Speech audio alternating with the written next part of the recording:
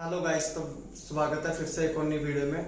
तो गाइस, आज की इस वीडियो का हमारा टॉपिक होने वाला है कि हमारी 3 फेज की इंट्रोडक्शन मोटर जो होती है, अगर उसमें हमारी मोटर में चलते हुए फेस लॉस हो जाता है कि फेस कोई मतलब बंद हो जाता है, पीछे से टूट जाता है जैसे, तो उस वक्त क्या होगा? क्या हमारी मोटर उसी वक्त खराब हो जाएगी, जल जाएगी, या फिर हमारी मोटर के साथ क्या होगा कि जैसे कि हमारी अगर कोई मोटर है, अगर लोड पे चल रही है तो उस वक्त क्या होगा, और अगर कोई फ्री है, बिल्कुल लोड से फ्री है, तो उस वक्त क्या होगा। ठीक है, तो इस दोनों कंडीशन में जो है अलग अलग लोड पे जो है मतलब कि मोटर पे इफेक्ट पड़ेगा, और वो क्या होगा। एक तो ये चीज टॉपिक पे बात होगी।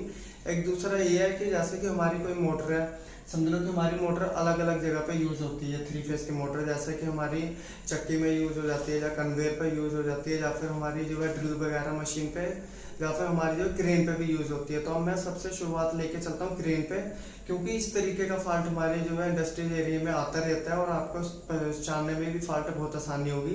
तो हम लेके चलते हैं क्रेन की साइड से। ठीक है, तो समझो कि जैसे कि हमारी जो एक क्रेन होती है, ठीक है, क्रेन में हमारे कम से कम 1 2 3 4 मोटर जो है हमारे यूज होते हैं। ठीक है, तो उस चार चार मोटर हमारे यूज होते हैं क्रेन में।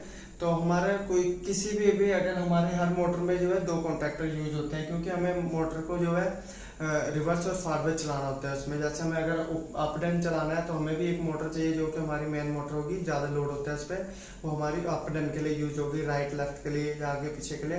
तो मान लो किसी भी एक मोटर को, जैसे कि हमें इसमें मैं ये भी बताऊंगा कि हम इसके लिए क्या सेफ्टी यूज कर सकते हैं, तो वीडियो के लास्ट तक बने रहें। जैसे कि हमारी 3 फेज की मोटर चल रही है, ठीक है, 2 कॉन्टैक्टर पे चलती है ये। तो मान लो कि 2 कॉन्टैक्टर है हमारे, जैसे कि ये, ठीक है। तो हमारे कॉन्टैक्टर को चलने के लिए A1 और A2 जो होता है हमारा, वो लग्जरी जो है इसकी कॉइल होती है। ठीक है, तो कॉन्टैक्टर को जो है ऑन करने के लिए हमारे हमेशा कॉइल लगी होती है। तो इसके लिए हमारे 210 वोल्टेज की, 440 या फिर 110 वोल्टेज की, तीनों में से कोई भी कॉइल हो सकती है। ठीक है, तो हमें क्या करना है, जैसे कि समझो कि हमारे इसको 220 की कॉइल लगी हुई है। ठीक है, तो अगर हम जो है मानो कि हमने रिमोट से क्रेन को, जैसे कि ये हमारी क्रेन का कॉन्टैक्टर है और आपको डन के लिए यूज हो रहा है। ठीक है, मोटर चलती है इससे, 3 फेज की जो है मोटर चल रही है इससे।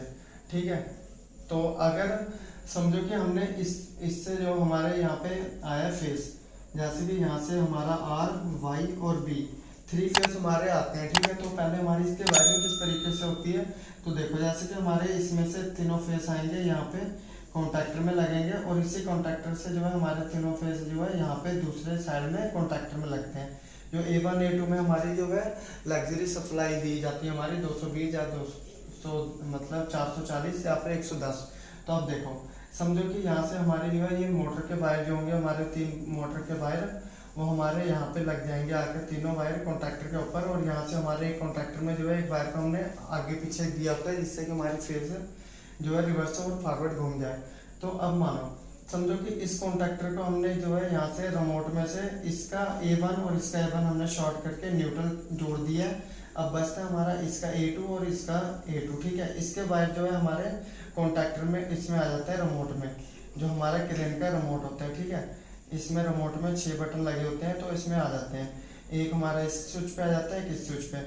मगर क्या स्थिति हो रही है, जब हम इसको इस साइड पे दबाते हैं रिवर्स के लिए, तो ये हमारी मतलब कि अप के लिए दबाते हैं, अप के लिए, तो ये मोटर हमारी फुल करंट में चलती है, अच्छे से घूमती है। ठीक है, तो और अगर जैसे हम इसको डन के लिए यूज करते हैं इस वाले बटन से, तो उस वक्त पे मशीन हमारी जो है अप के लिए हमारे ये कॉन्टैक्टर काम करता है। ठीक है, और डन के लिए हमारा ये वाला कॉन्टैक्टर काम करता है। मगर जब हम इसको नीचे करते हैं तो ये मोटर जो है बिल्कुल भी चल नहीं रही है, मतलब कि चल रही है मोटर, आवाज कर रही है, घूम, कोई वाइब्रेट कर रही है, या फिर बिल्कुल हल्की चल रही है। तो इसका क्या मतलब हुआ, मगर जो नीचे से बंदा क्रेन से चला रहा है, वो जैसे ही बटन को पुश करता था कॉन्टैक्टर ऑन होता है, क्योंकि कॉन्टैक्टर जो है बैठ रहा है। वो क्यों? क्योंकि कॉन्टैक्टर तो बैठेगा ही, क्योंकि हमारे कॉन्टैक्टर की जो कॉइल है उसको मैग्नेट बनाने के लिए सप्लाई चाहिए 220, मगर हमारी कॉइल को जो है सप्लाई मिल रही है, A1 और A2 को हमारे सप्लाई मिल रही है, वो तो ऑन होल्ड हो गई।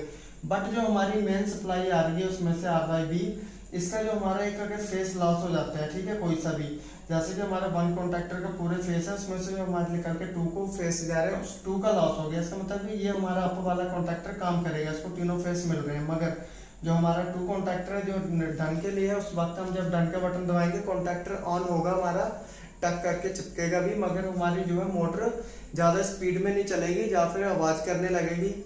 अगर हमारे जो लोड होगा ज़्यादा डाला हुआ हमने मोटर पे, कुछ उठा रहे हैं हम, तो उस वक्त हमारी मोटर सिर्फ एक आवाज़ करेगी, घूमेगी नहीं, जो वाइब्रेशन आवाज़ होगी घूम, तो उसका मतलब है कि आपका जो है मोटर का फेस लॉस हो गया, कोई फेस मतलब मिस हो गया तीनों फेस में से, RYB में से एक।